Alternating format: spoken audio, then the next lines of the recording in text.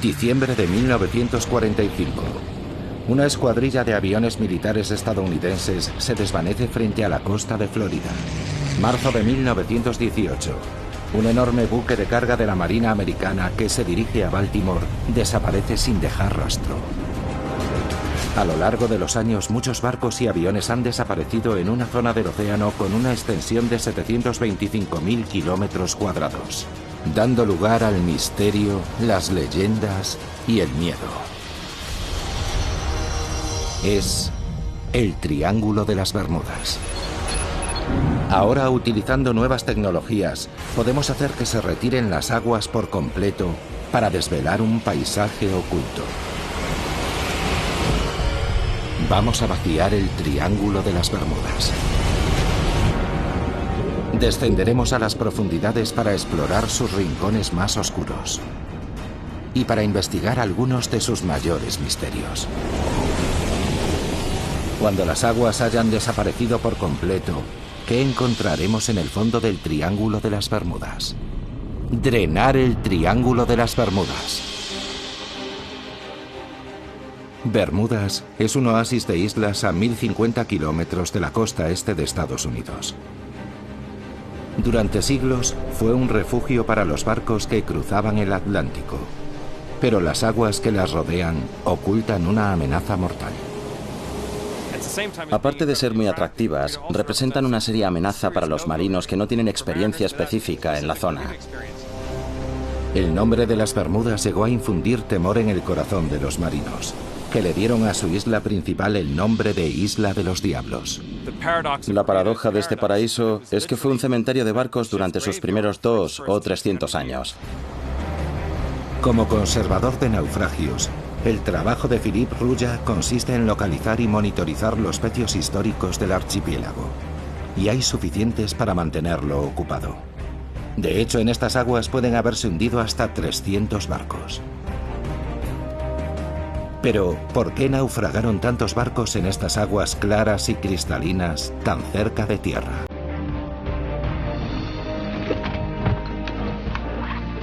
Hoy, Philippe va a visitar los restos de varios naufragios que podrían arrojar alguna luz sobre el misterio.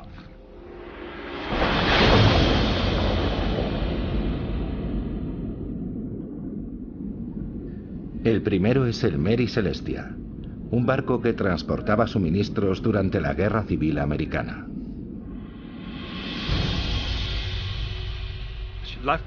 Zarpó de Gran Bermuda, siguió la costa sur y se hundió aquí. Algo muy curioso, porque estamos a 800 metros de la orilla. Y ocurrió un día con el mar en calma. Es algo realmente intrigante. Y vamos a intentar averiguar cómo pudo ocurrir. Los restos están a solo 15 metros de profundidad.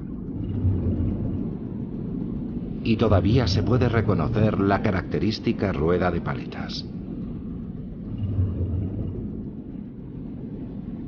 Un poco más adelante, siguiendo la costa, hay otro pecio, el del Constellation.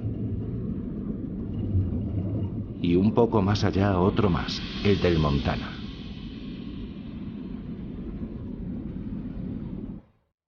De hecho, de acuerdo con los registros de Philippe, las Bermudas están completamente rodeadas de barcos hundidos. Aquí hay claramente algo que representa una amenaza mortal para la navegación. Para desvelar este y otros antiguos misterios del Triángulo de las Bermudas, necesitamos ver qué hay debajo del agua.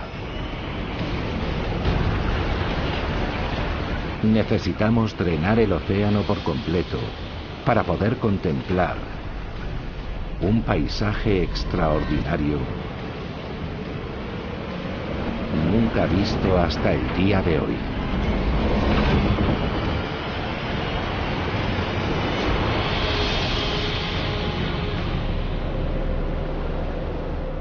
Ahora es posible observar las profundidades del Triángulo de las Bermudas gracias a una tecnología llamada batimetría o mapeo con sonar.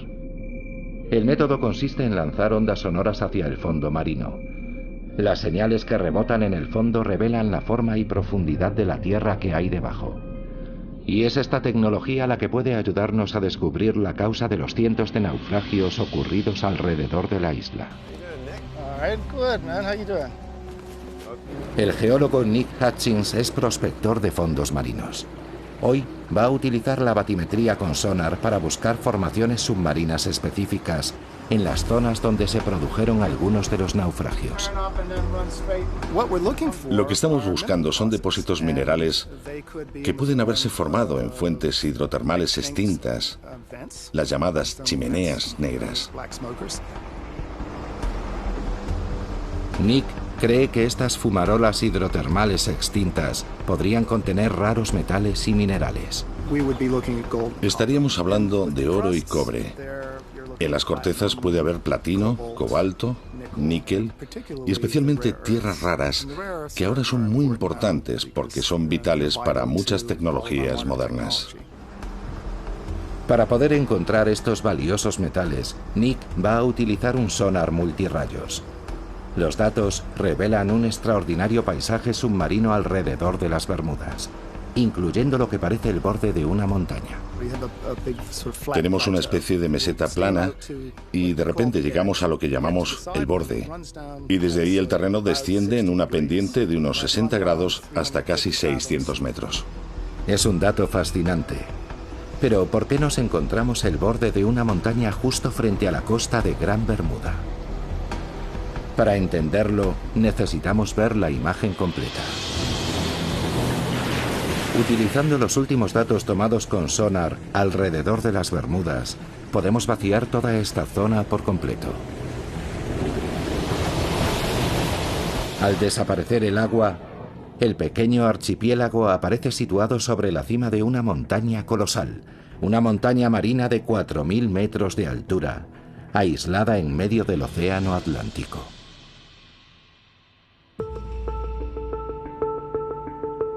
Mandy Sheila, analista cartográfica del gobierno de las Bermudas, quedó asombrada al conocer estos nuevos datos. Es maravilloso tener esta tecnología que nos muestra la imagen de lo que hay debajo de la superficie marina. Lo que podemos apreciar aquí es una vista increíble. Es como si estuviéramos en lo alto de la montaña de las Bermudas mirando hacia el sur, hacia el Caribe, hacia el Triángulo de las Bermudas, sin una gota de agua, con esa llanura interminable delante. Es extraordinario pensar que estamos aquí, sobre esta montaña en mitad de la nada. Pero, ¿cómo apareció aquí? La razón por la que están aquí estas islas es que se produjo una erupción volcánica muy significativa en este lugar, relativamente aislado de la placa oceánica que se ha ido formando desde la fase más antigua del desarrollo del Océano Atlántico.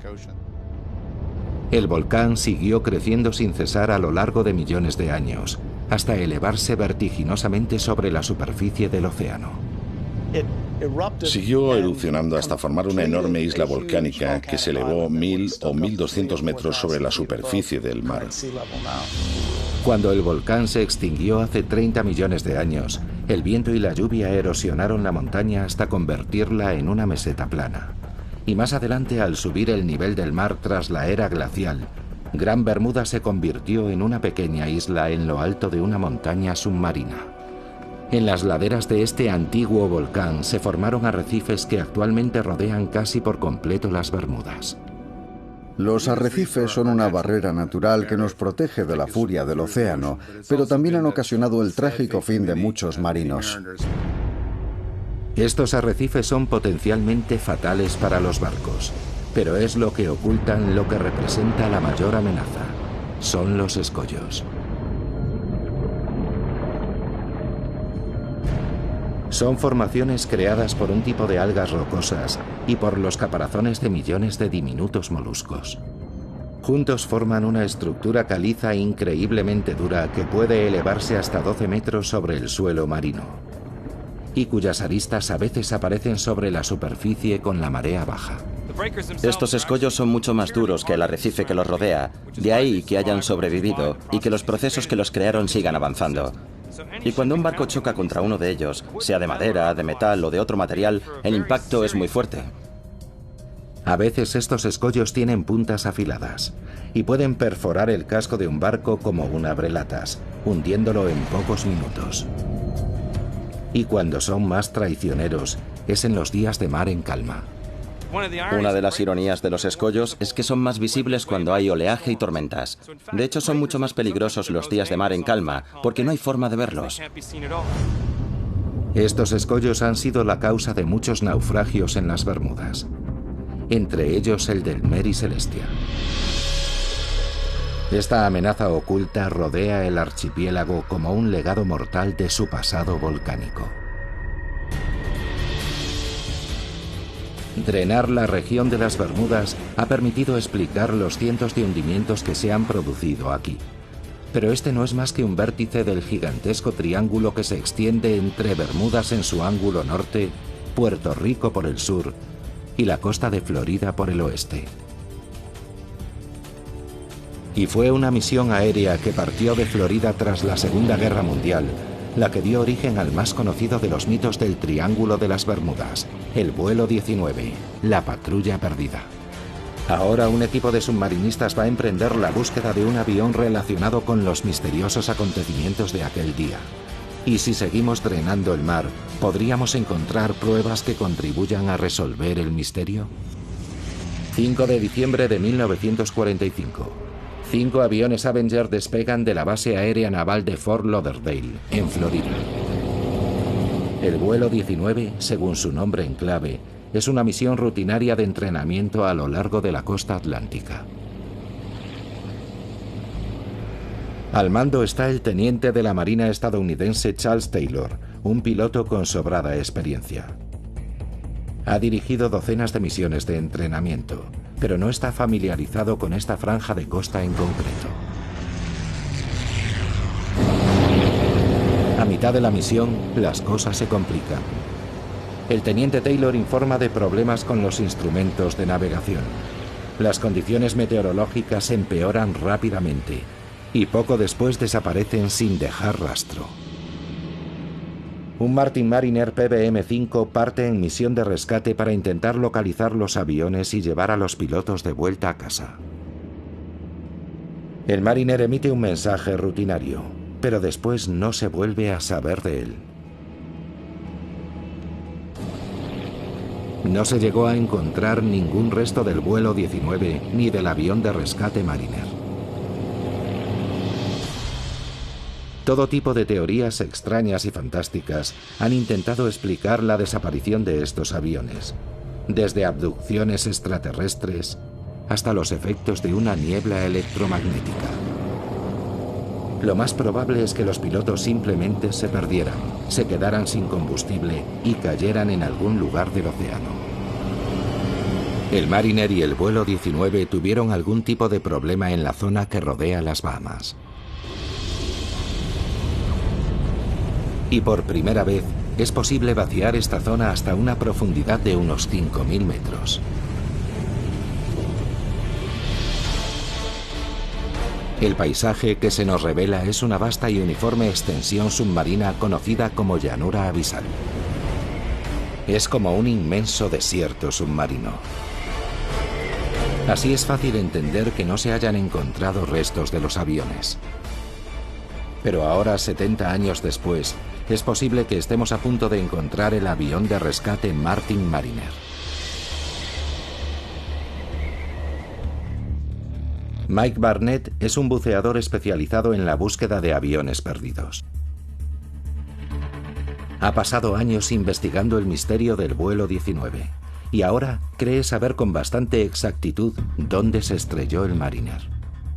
He intentado recrear mentalmente su ruta, a dónde podría haberse dirigido y dónde cayó al mar.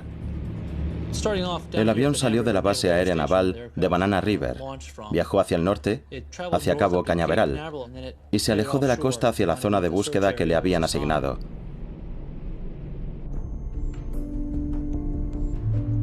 Sabemos que una media hora después de despegar, un carguero comunicó que había visto una explosión.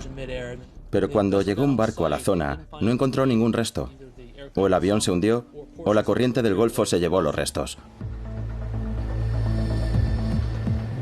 Hoy, Mike y su equipo van a emprender la búsqueda de los restos del avión desaparecido.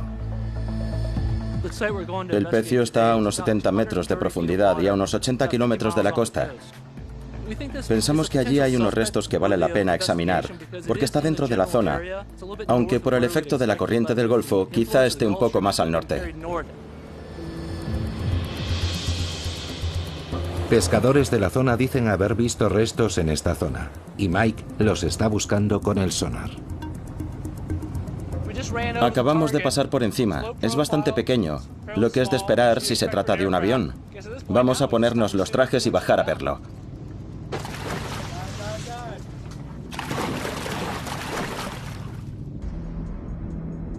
Los restos están a 69 metros de profundidad. Mike piensa que puede ser un avión, pero aún es pronto para saber si es el Mariner. La visibilidad a esta profundidad es muy limitada, y la fuerte corriente complica aún más la búsqueda. Sabemos que estamos cerca, hay muchos peces. Los restos de naufragio siempre atraen a muchos peces. De repente, los submarinistas ven algo en la penumbra. Esa es la rueda delantera del avión. Y a un tiro de piedra, el fuselaje oxidado de un avión de gran tamaño.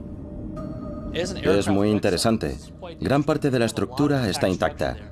Habitualmente con el tiempo solo quedan pequeños fragmentos en el suelo marino. Así que ver algo así es bastante espectacular. ¿Podría tratarse de los restos del avión de rescate Mariner? El siguiente paso es tomar imágenes de cualquier detalle que permita identificar el avión. En la sala se pueden distinguir pilones que podrían haber sido soportes para flotadores. Parece que son los restos de un hidroavión. Las ventanillas a los lados del fuselaje son semejantes a las de un Mariner. Y la forma del estabilizador horizontal concuerda con las fotos que han visto del avión. Todo indica que podrían ser los restos del avión de rescate Mariner, pero todavía no han encontrado ninguna prueba concluyente. Sin duda es un avión.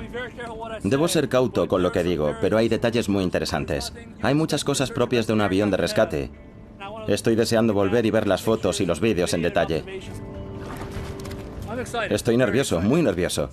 Esto merece un examen más minucioso. Mike necesita la opinión de un experto para identificar el avión y le va a mostrar las imágenes de la inmersión al historiador Roy Stafford. Roy es expiloto de la Marina estadounidense y una autoridad en aviones militares americanos. Esto es el principio de la inmersión. Llegamos al fondo y nadamos contracorriente hacia el pecio. Como puedes ver, aquí ya se ven algunos restos. Teníamos la esperanza de encontrar el Martin Mariner, pero según íbamos examinando los restos, veíamos algunas cosas que no encajaban. Así que ahora mismo no tenemos claro qué modelo es. Bueno, a juzgar por el sistema de frenado que tiene la rueda que se ve ahí, es un avión posterior a la Segunda Guerra Mundial. Eso puedo decírtelo ya. Eso parece obviamente parte de la cabina, la parte superior de las ventanas. Roy está seguro al 100% de que estos restos no pertenecen al Mariner que estaban buscando. Pero si no es el avión de rescate perdido, ¿qué avión es? La respuesta podría contribuir a resolver otro misterio del Triángulo de las Bermudas. Esto que vemos aquí es importante. Podría ser una ventanilla para una cámara. Exacto. De hecho, vimos varias dentro. Y se veían mucho. Nos llamaron la atención. Se puede ver que es un bimotor. Está claro. Solo hay dos posibilidades. Dos pilones, uno a cada lado. Podría ser un RB-66 que no tendría por qué estar en esa zona, o un A-3 de la Marina. Roy no tarda en identificar de forma concluyente el modelo de avión. Sin lugar a dudas es una A-3 Sky Warrior. Si nos fijamos en el fuselaje y los pilones que tiene bajo las alas, en los detalles que se ven de la cola y en que el tren de aterrizaje se retrae en el fuselaje, todo indica que sin duda es una A-3 Sky Warrior. El A-3 Sky Warrior era el avión más grande de la Marina americana que podía despegar de un portaaviones en aquella época. Y los archivos de la Marina recogen que en 1960 uno de ellos se hundió al intentar aterrizar en un portaaviones en la zona. Es muy probable que los restos que han encontrado Mike y su equipo pertenezcan a SA-3.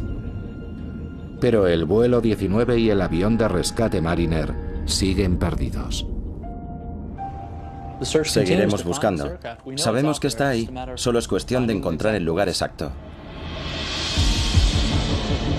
Si pudiéramos secar la gran llanura abisal que rodea las Bahamas, casi con toda certeza, en algún lugar encontraríamos a la patrulla perdida.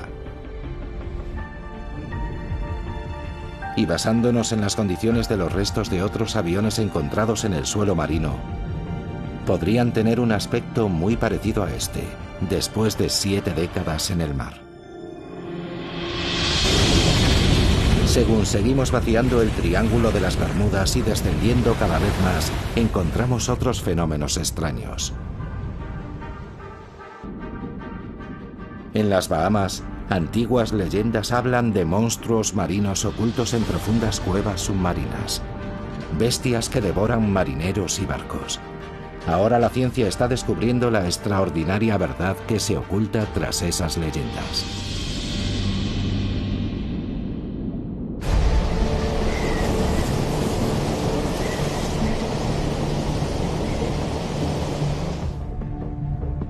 A solo 80 kilómetros de la costa de Florida, en la punta occidental del Triángulo de las Bermudas, están las Bahamas, un archipiélago de más de 700 islas.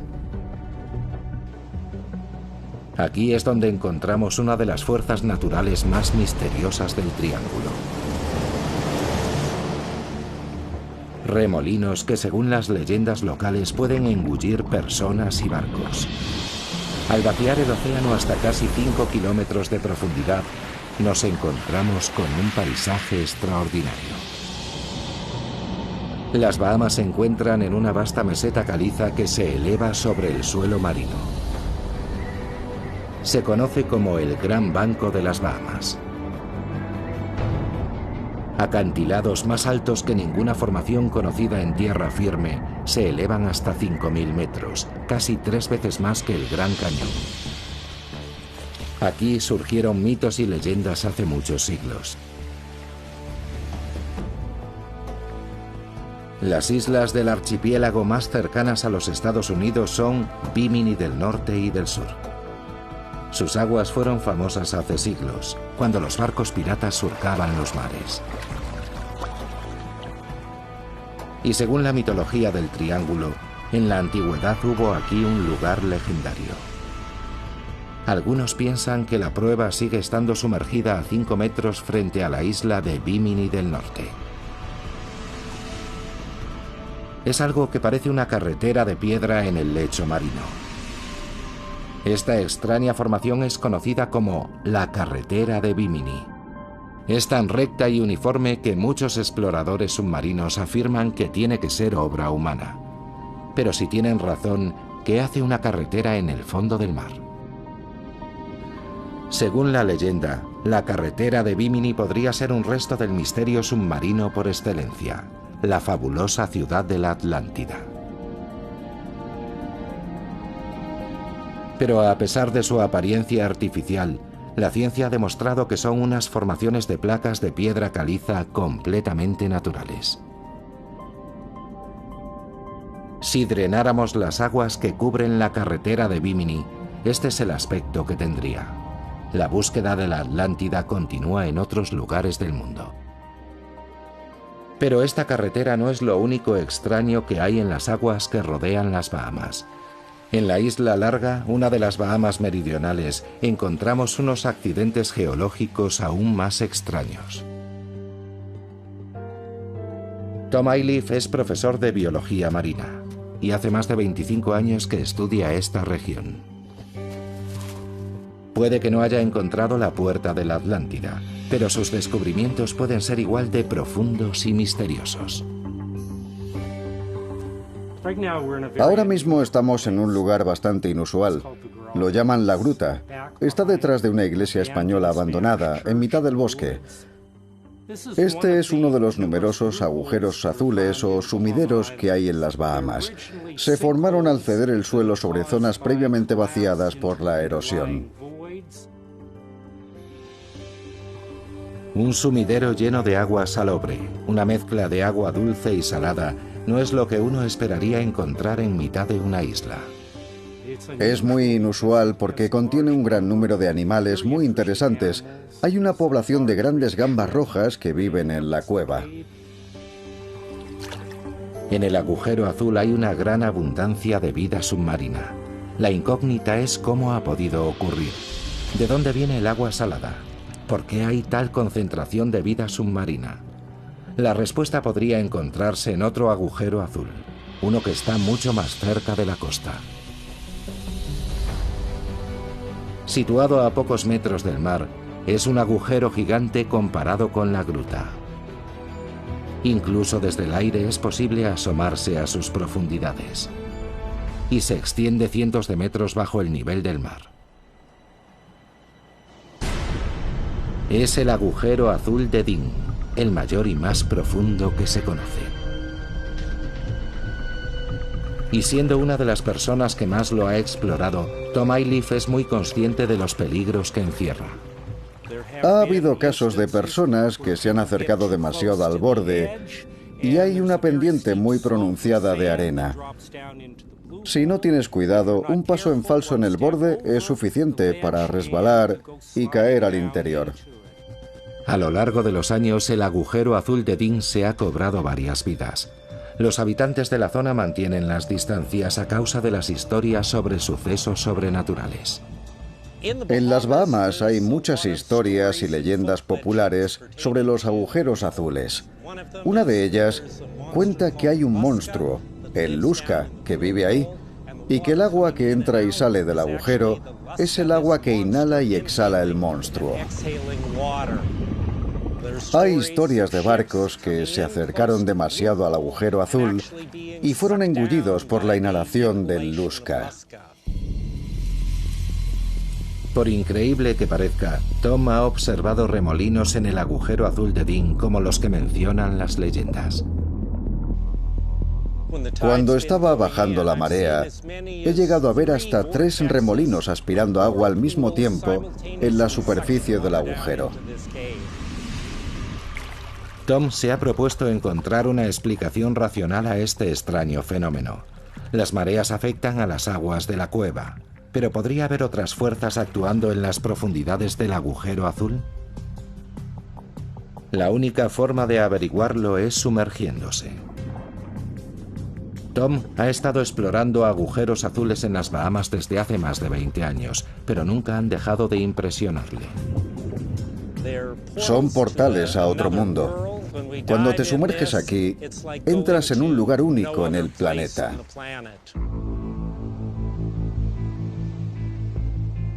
Los agujeros azules son un extraño fenómeno natural al que los geólogos creen haber dado explicación. Durante la última glaciación, el nivel del mar era más bajo. Entonces toda esta roca caliza estaba sobre la superficie. Lluvias ácidas se filtraron a través de la piedra, erosionándola y formando grandes bóvedas subterráneas vacías. En algún momento el techo de la bóveda se hundía, dando lugar a la característica forma de botella de los agujeros azules. Y posteriormente, al subir de nuevo el nivel del mar tras la glaciación, la estructura quedaba sumergida por completo. Apenas se zambulle en el agujero azul de Dean, Tom ve cómo se ensancha de repente. Al llegar a una profundidad de 18 metros, la cámara tiene un diámetro de unos 30 metros. Y a medida que seguimos bajando, a unos 25 metros, se ensancha aún más, probablemente hasta alcanzar unos 90 metros de diámetro. Y a 36 metros de profundidad, Tom ve lo que parecen ser túneles laterales que salen de la cámara principal. Son pequeños, pero ejercen una poderosa fuerza de succión. Notábamos unas corrientes mareales muy fuertes que nos arrastraban. Solo entramos unos metros, pero al salir tuvimos que agarrarnos de la mano y tirar uno del otro para poder salir de allí. A los 45 metros, Tom llega al límite de la inmersión. Nunca se ha aventurado más abajo. Un reducido número de especialistas sí lo han hecho. Uno de ellos descendió a la asombrosa profundidad de 202 metros. Pero las profundidades de la cueva siguen casi completamente inexploradas. Tom está seguro de que hay mucho más ahí abajo. Canales ocultos que conectan diferentes agujeros azules, permitiendo que el agua y la vida marina lleguen al interior de la isla. A mayores profundidades, donde hay un mayor volumen de agua, la fuerza de esas corrientes debe de ser enorme, tan grande que probablemente es imposible luchar contra ella cuando la marea comienza a actuar.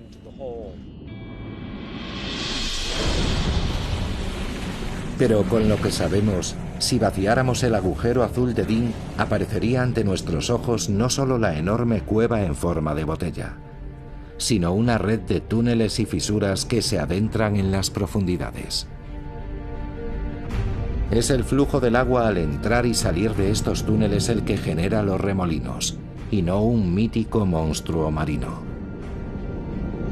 Sin duda, el agujero azul de Dean es una estructura geológica inquietante, pero completamente natural. Los agujeros azules de las Bahamas están revelándonos poco a poco sus secretos. Pero sigue habiendo otros muchos fenómenos sin explicación en el Triángulo de las Bermudas. Extrañas historias de murallas gigantes de agua que aparecen de repente. Y una extraña sustancia que cubre partes del lecho marino y que puede destruir barcos.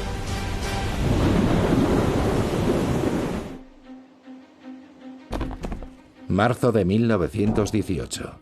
Un buque de carga de la Marina estadounidense zarpa de Barbados. El USS Cyclops es un enorme carguero de 19.000 toneladas. Transporta una carga de mineral de manganeso y hay 309 hombres a bordo. Al día siguiente entra en una de las zonas de aguas más profundas de todo el Triángulo de las Bermudas. Y el Cyclops simplemente desaparece. No se encontró el menor rastro del gigantesco barco ni de su tripulación.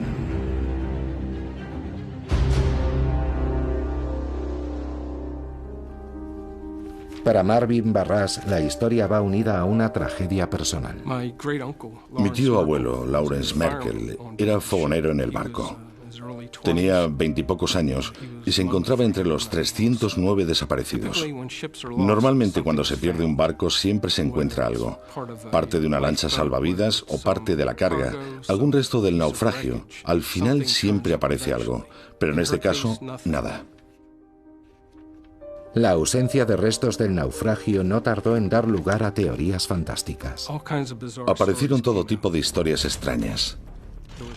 Hubo un periódico de Washington que publicó que el buque había sido abordado y convertido en barco pirata y que navegaba por aguas del Amazonas.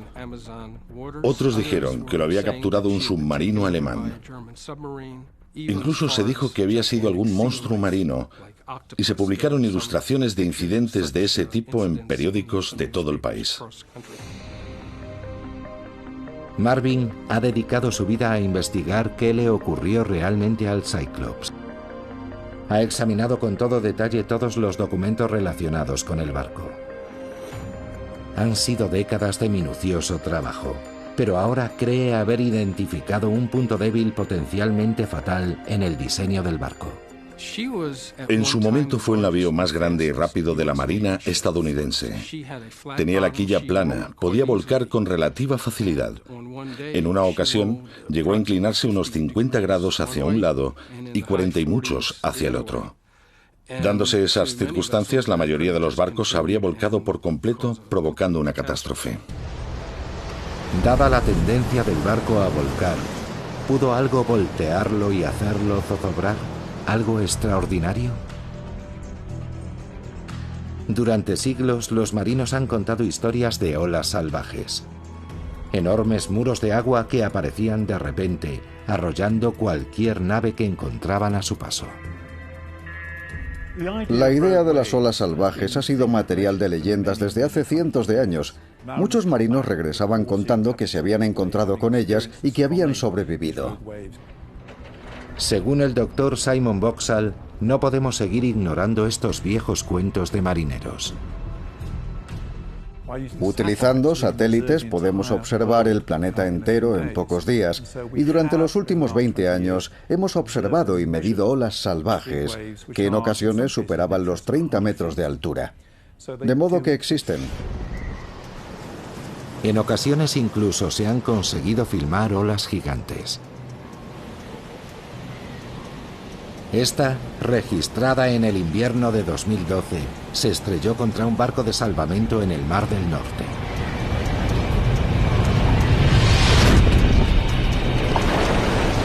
Teniendo en cuenta la meteorología del Triángulo de las Bermudas, ¿podrían producirse aquí olas gigantes a una escala similar?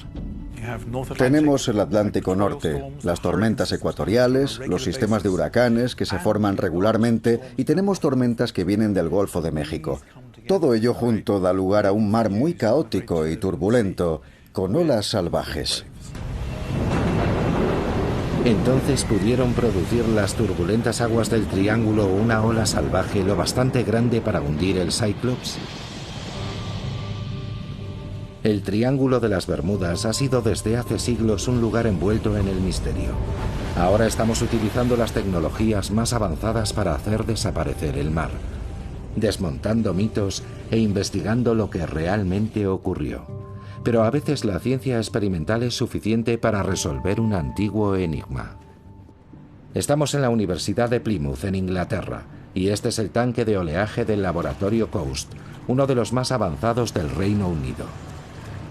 Puede simular una gran variedad de condiciones oceánicas que se pueden dar en el Triángulo de las Bermudas. Aquí los científicos están tomándose muy en serio las olas salvajes o gigantes. Vamos a una localización focal de 16 metros. Hoy, este equipo de oceanógrafos va a realizar un experimento para determinar si una ola gigante podría haber hundido un barco de gran tamaño, como el buque estadounidense, el Cyclops.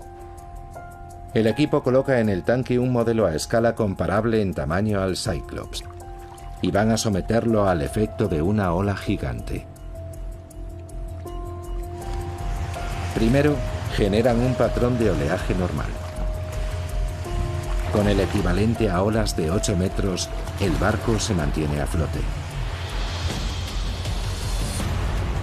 Pero cuando simulan el impacto de dos frentes tormentosos convergentes, empiezan a producirse interferencias en el patrón de oleaje. Y de repente, como si brotara de la nada, una ola gigante. Es el equivalente a una ola de más de 15 metros de altura, y su efecto sobre el modelo a escala es más que evidente.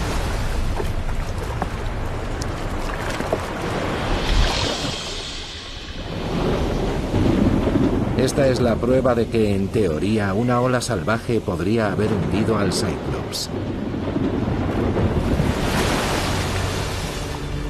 Pero hay otro fenómeno extraño que podría haber provocado el hundimiento del barco.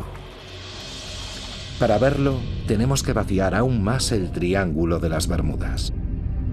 En el lecho marino, a más de 350 metros de profundidad, existen grandes depósitos de un extraño material blancuzco y ceroso. Una sola de estas manchas puede cubrir un área mayor que Manhattan. Es una sustancia llamada hidrato de metano. Estos hidratos de metano se forman cuando material orgánico de la superficie, peces muertos, plantas muertas, plancton, se deposita en el suelo marino y se degrada por efecto de la actividad bacteriana y microbiana. Estas imágenes muestran aglutinaciones reales de hidratos de metano en el suelo marino. Pero el metano también puede quedar atrapado en bolsas bajo el suelo oceánico. 1981, en el mar del sur de China. Un buque sonda perfora una bolsa de gas superficial que revienta. Las grandes burbujas de gas que suben a la superficie afectan a la estabilidad del barco, que vuelca y acaba hundiéndose. Cualquier gran turbulencia que se produce en el suelo marino, como un terremoto o un corrimiento de tierras, puede liberar una masa sustancial de hidratos de metano que se convertirían en gas al subir a la superficie. De modo que un escape de hidratos de metano podría haber causado el hundimiento del Cyclops, más aún teniendo en cuenta que por su diseño era propenso a volcar. Pero la única manera de determinar qué le ocurrió realmente al barco es encontrar sus restos. Después de estudiar todo lo que encontré sobre el rumbo aproximado que pudo tomar el barco desde el punto de partida, creo que probablemente estaría un día del puerto y debía de encontrarse al noroeste de Puerto Rico. Marvin no pierde la esperanza de que algún día se encuentren los restos. Encontrar el lugar donde descansan los restos del Cyclops y de mi tío abuelo y todos los que servían con él significaría mucho. Pero si los cálculos de Marvin son correctos, no sería fácil recuperar el barco. Al vaciar la zona, aparece una fosa que alcanza los 8 kilómetros de profundidad. Es la fosa de Puerto Rico. Aquí es donde se encuentra el punto más profundo del triángulo. De hecho, es el punto más profundo de todo el Atlántico. Al explorar este gigantesco accidente geológico submarino, los científicos están descubriendo que podría ocultar el más temible de los secretos del Triángulo de las Bermudas, el detonador de un tsunami potencialmente devastador. La parte más profunda del Triángulo de las Bermudas, la fosa de Puerto Rico, podría ocultar su secreto más destructivo. Por ello, los científicos trabajan contrarreloj para explorar esta región submarina inaccesible.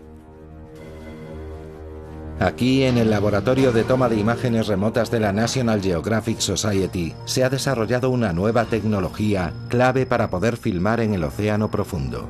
Se llama DropCam. Enviar una cámara a los lugares más profundos del océano encierra varios retos. Cuando metes algo debajo del agua, el peso de la columna de agua que tiene encima ejerce presión sobre ese objeto. Y si imaginamos el peso de 8.000 metros de agua encima de una burbuja de cristal, es una presión enorme, del orden de cientos de atmósferas. Después de años de desarrollo, su ingeniero jefe, Eric Berkenpass, se dispone a probar su cámara en el océano frente a Chile. No tiene propulsión, de modo que un peso hunde la cámara hasta el fondo. Teníamos un nudo en el estómago en el momento de lanzarla al mar por la borda. Cuando el equipo la soltó sobre la fosa de Puerto Rico, tardó 1 hora y media en recorrer los 8 kilómetros que la separaban del fondo. Estaba programada para pasar varias horas en el lecho marino, volver a la superficie y transmitir su posición. Sientes un alivio increíble cuando por fin oyes la señal VHF de la baliza en el radiotransmisor y ves que el satélite lo detecta. Estas son algunas de las primeras imágenes reales del fondo de la fosa de Puerto Rico, a 8 kilómetros de profundidad. El proyecto de imágenes remotas del océano profundo nos ha abierto una ventana a una de las grandes regiones inexploradas del planeta Tierra. Pero sus imágenes son una serie de instantáneas que capturan un área de pocos metros cuadrados en cada inmersión. Para vaciar completamente toda la fosa de Puerto Rico necesitamos muchos más datos. El científico del Servicio Geológico de los Estados Unidos, Uri ten Brink, está intentando crear un mapa de la fosa completa y cree que es una tarea extremadamente urgente. Empezamos a investigar esta fosa porque es muy similar geométricamente a la fosa de Sumatra, donde se originaron el terremoto y el gran tsunami en 2004. Y eso nos preocupa mucho, porque un terremoto de magnitud 9 en la fosa de Puerto Rico podría provocar un tsunami que afectaría a la costa este de Estados Unidos e incluso a Europa. El equipo de Uri ha desplegado vehículos submarinos operados por control remoto llamados ROVs para escanear la fosa y evaluar el nivel de riesgo de un tsunami. El ROV Emite impulsos sonoros para obtener lecturas lo más precisas posible. El mapa en 3D resultante revela las paredes casi verticales de los gigantescos cañones submarinos. En algunos de los valles y fracturas vemos paredes verticales que pueden tener unos 1000 metros de altura. Los geólogos saben desde hace tiempo que la fosa se formó al hundirse el borde de la placa tectónica norteamericana bajo la placa del Caribe y deslizarse contra ella simultáneamente.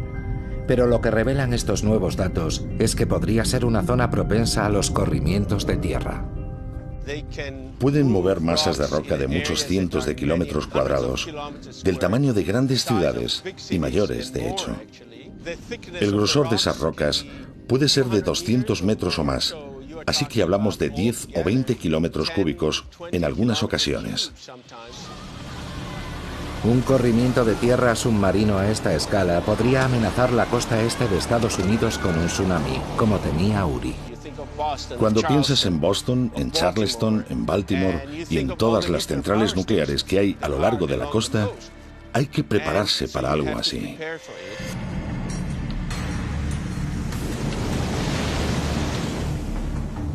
Ahora, tras el desastre de Fukushima en 2011, conocemos bien las consecuencias del impacto de un tsunami contra una central nuclear insuficientemente protegida.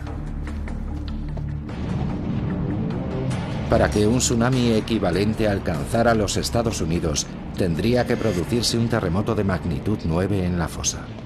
Para calcular las posibilidades de un terremoto de esa magnitud, el equipo de Uri ha tomado muestras de rocas del fondo de la fosa y las ha analizado en el laboratorio. Los resultados supondrán un inmenso alivio para los habitantes de la costa este norteamericana, aunque para quienes vivan más cerca de la fosa podrían ser desastrosos. Por lo que sabemos actualmente, no estamos seguros de que puedan producirse terremotos de esa magnitud, lo que no quiere decir que no pueda haber grandes terremotos de magnitud 8 u 8,5 que podrían no llegar hasta la costa este norteamericana, pero que causarían tremendos daños en el Caribe. También es posible que un terremoto originado en la fosa provocase la liberación de hidratos de metano. Y existe la posibilidad de que este fenómeno sea responsable de algunas de las desapariciones acaecidas en la zona. Los datos recogidos por Uri nos han permitido vaciar 800 kilómetros de la fosa de Puerto Rico. Dadas sus colosales dimensiones y su enorme profundidad, no es tan sorprendente que muchos de los barcos y aviones perdidos en el triángulo no hayan aparecido nunca. Hay espectaculares acantilados verticales de varios kilómetros de altura. Es un paisaje verdaderamente imponente. En el fondo del Océano Atlántico, a 8 kilómetros de profundidad.